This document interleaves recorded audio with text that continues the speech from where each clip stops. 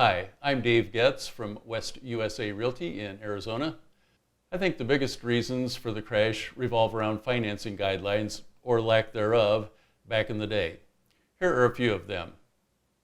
Before the crash, you could finance 100% of your home's value with 0% down payment.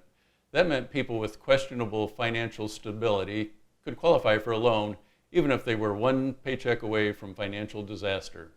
Today you need 5% down for a conventional loan or 3.5% for FHA. There are also down payment assistance programs for as little as 3% down, but nothing for less than that. Another problem was you could get a loan on stated income. If you stated you made $1 million a year, there was no verification of that. Like literally, you could say you made $1 million a year, and as long as you had good credit, you could qualify based on your stated income. That was absolutely nuts. Today, you must provide W-2s and 1099s, the last 2 years' tax returns, bank statements, and the last 30 days' pay stubs. Yeah, no more just stating your income amount. One thing we had back then that we do have now is a maximum debt-to-income ratio.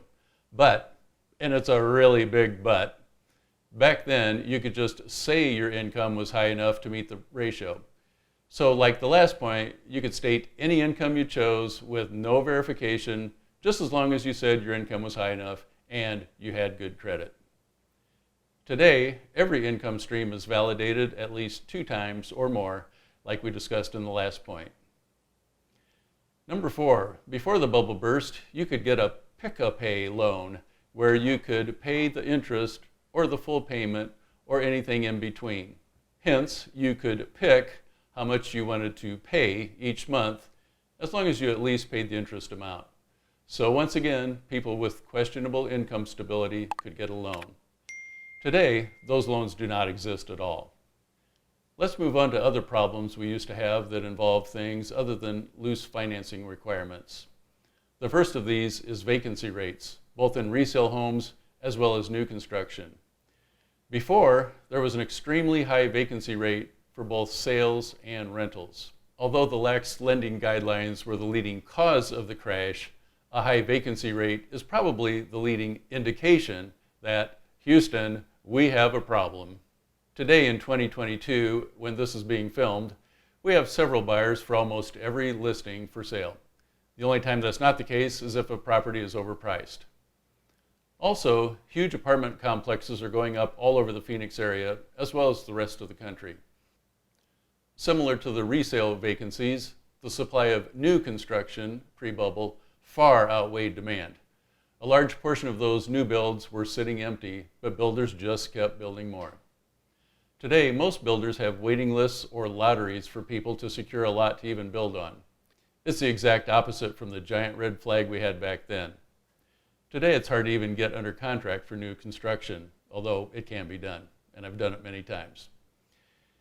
Well, if you're keeping track, we're at point number 7, our last point for why things are different from before 2007.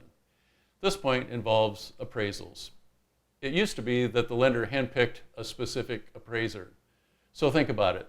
If you were an appraiser and wanted to provide for your family, you pretty much needed to come up with the same value as the purchase price, or your lender would find another appraiser, right? Today, the appraiser is randomly picked from an AMC.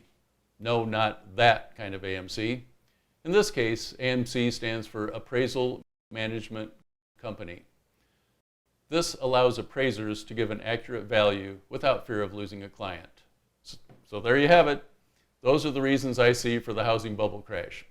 I guess bubbles don't really crash, but you know what I mean. The market crashed and everybody's bubble burst. Please share in the comments if you think there were any other problems that caused our housing market to crash back in 2007 to 2008. Keep in mind, everything I've shared in this video does not mean that housing prices will never go down short term. As with any investment, prices go up and they go down. But in the long haul, real estate values have always gone up since the oldest records I could find, dating back to the 1940s.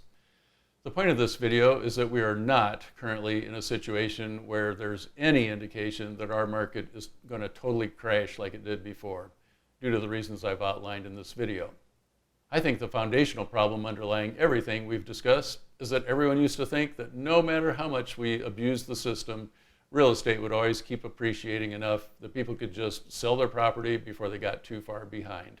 It's kind of the same mindset like our forefathers had when they thought they could kill animals without any regulations, and there would always be more of them, right? Think American bison and passenger pigeons. That's actually a white-winged dove, by the way. Boy, did we ever learn those things were wrong, both for real estate and conservation. Today, the message has been received loud and clear that we need systems in place to keep our real estate market thriving.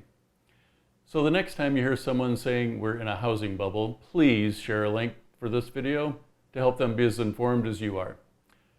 One final bit of house cleaning, no pun intended, is the points in this video about financing are for government-backed loans. There are private hard money investors that do not follow the federal guidelines.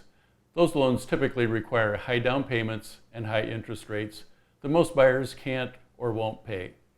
If a buyer defaults on a loan, it affects an individual investor that represents a tiny fraction of the total loans, but not the entire mortgage industry like before.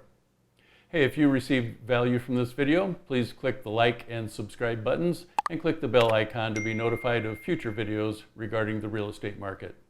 And be sure to call me if you have any questions about anything regarding residential real estate. Thanks for watching, and bye for now.